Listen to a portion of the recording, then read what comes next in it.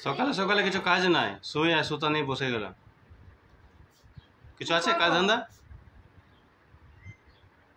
তোমাকে খাবার দিয়ে নিয়ে করছি। তোমাকে খাবার দিয়ে নিয়ে করছি?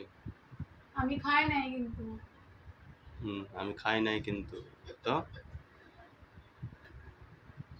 পাস্তা বানিয়ে দিলে হয়ে গেল খাবার। আমি নিজে খাইনি। কে খেতে মানা করেছে? নিজে তো লভ্য চেষ্টা খাবে। পোলাও বানাবে, খাবে পোলাও আর মাংস। তুমি যাও, তারপর বানাবো আমি পোলাও, মাংস, চিকেন। আর এটা কি, ছেঁড়া কি নতুন বস্ত্রটা? ছেঁড়া।